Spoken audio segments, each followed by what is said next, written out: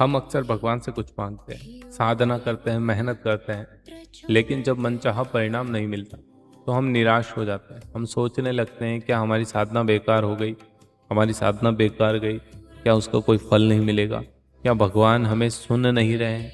ऐसे विचार हमारे मन में आते हैं। नमस्कार, मैं अजय पंडित आप सभी का स्वागत करता हूं परम पूज्य गुरुदेव के यूट्यूब चैनल युग ऋषि गुरु उपदेश पर। साथियों, आज का पॉडकास्ट परम पूज्य गुरुदेव पंडित श्री राम शर्मा आचार्य जी की पुस्तक गायत्री महाविज्ञान के एक बहुत ही गहरे अध्याय पर आधारित है, निष्काम साधना का तत्व ज्ञान। आज हम जानेंगे कि क्यों कभी कभी बहुत मेहनत के बाद भी असफलता मिलती और क्यों निष्काम भाव से की गई साधना ही श्रेष्ठ है। परम पूज्य गुरुदेव कहते हैं कि गायत्री की साधना आप किसी इच्छा से करें या किसी निष्काम भाव से, बिना किसी स्वार्थ के, उसका फल जरूर मिलता है। गुरुदेव कहते हैं कि जैसे आप भोजन करते हैं, चाहे आप स्वाद के लिए खाएं या बस पेट भरने के लिए खाएं, भोजन करना जरूरी है। अपना काम भोजन करेगा ही। आप भोजन कैसे भी करें, वह रक्त बनाएगा, भूख शांत करेगा। लेकिन शास्त्रों में निष्काम कर्म पर जोर क्यों दिया गया? सोचने वाली बात। क्योंकि संसार से ये पक्का नहीं है कि आप जो फल चाहते हैं वह आपको उसी वक्त मिल जाए। कई बार पूरी साधना के हो जाने पर भी उसका परिणाम हमें नहीं मिलता। कई बार पूरी सावधानी के बाद भी काम पूरा नहीं होता। ऐसे में एक सकाम साधक जो फल की इच्छा रखता है, दुखी और अविश्वासी हो जाता है। वहीं निष्काम साधक जानता है कि उसकी मेहनत कभी बेकार नहीं जाएगी। तो इसीलिए निष्काम भक्ति को सर्वश्रेष्ठ माना है। मित्रों, अब एक बड़ा सवाल आता है कि मेहनत के बाद भी असफलता क्यों? गायत्री महाविज्ञान में इसका जवाब है डेस्टिनी, प्रारब्ध। गुरुदेव कहते हैं कि भगवान राम का वनगमन हुआ, पांडवों को हिमालय में गलना पड़ा और राजा हरिश्चंद्र का अपने परिवार को बेचना, ये सब क्या है? ये सब डेस्टिनी थी, ये सब प्रारब्ध था। क्या ये लोग साधना में कमी रखते थे? सोचने वाली बात।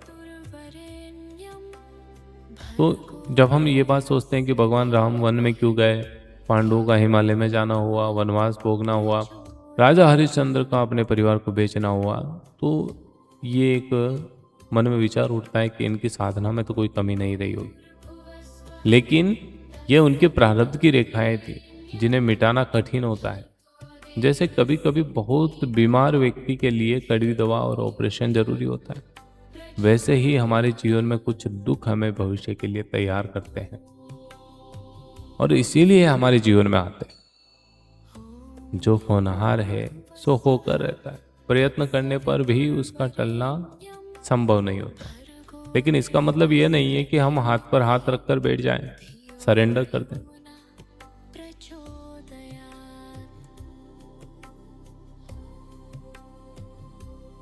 साधना के दौरान जब हमें कुछ नहीं मिलता तो हमें लगता है कि ईश्वर पक्षपाती। लेकिन किताब ने एक बहुत सुंदर बात कही है। एक माँ का अपने बच्चे को खिलौना देना, दवा पिलाना, ऑपरेशन के लिए ले जाना, ये सारे कार्य उस बच्चे को माँ का अन्याय लग सकता है। लेकिन माँ जानती है कि किस बच्चे के लिए क्या जरूरी है। मेरी बात को समझे आप?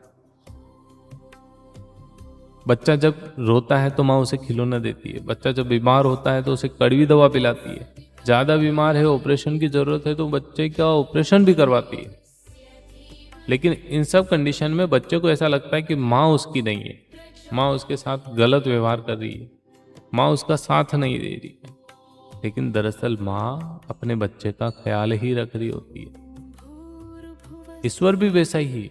हम अक्सर वह मांगते हैं जो हमारे लिए हानिकारक है। जैसे एक बीमारी बच्चा कुपथ्य मांगता है, भगवान हमारी बाल बुद्धि की मांगों को पूरा न कर कर हमें वह देते हैं जो हमारे विकास के लिए आवश्यक। आपकी असफलता असल में ईश्वर की अदृश्य सहायता हो सकती है, ये समझना पड़ेगा। गायत्री महाविज्ञान में बहुत ही एक सुंदर उदाहरण दिया एक पहलवान का। बताया कि एक युवक कुश्ती जीतने के लिए खूब कसरत करता है, अच्छा खाना खाता है। अगर वह कुश्ती हार भी जाए तो क्या उसकी मेहनत बेकार गई? सोचो। अब उस समय तो ऐसा लगेगा कि इसकी सारी मेहनत बेकार गई, लेकिन वो बिल्कुल नहीं गई, ये ध्यान रखना। क्यों? क्योंकि उसका शरीर मजबूत हुआ, उसके चेहरे पर चमक आई, उसकी कार्य क्षमता में बढ़ोतरी हुई। तो उसको तो हमेशा फायदा ही हुआ, नुकसान कहाँ हुआ। जो उसने मेहनत करी उसका फल उसे मिला ही है।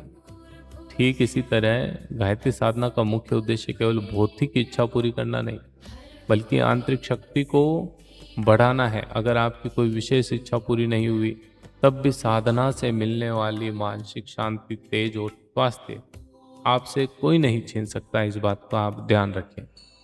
तो दोस्तों, अगली बार जब भी आप प्रार्थना करें और वह पूरी ना हो तो निराश ना हो। याद रखें कि आप एक ऐसी शक्ति की गोद में हैं जो आपसे ज्यादा आपके हित के बारे में जानती है। निष्काम भाव से कर्म करते रहें, क्योंकि गायत्री साधना कभी निष्फल नहीं हो जाती। मित्रों, आपको ये एपिसोड कैसा लगा? आपको ये विचार कैसे लगे? अपने सुझाव नीचे कमेंट बॉक्स में जरूर दीजिएगा। मित्रों, मिलेंगे अगले एपिसोड में गायत्री महाविज्ञान का कुछ ऐसा ही शानदार टॉपिक लेकर। जय श्री राम।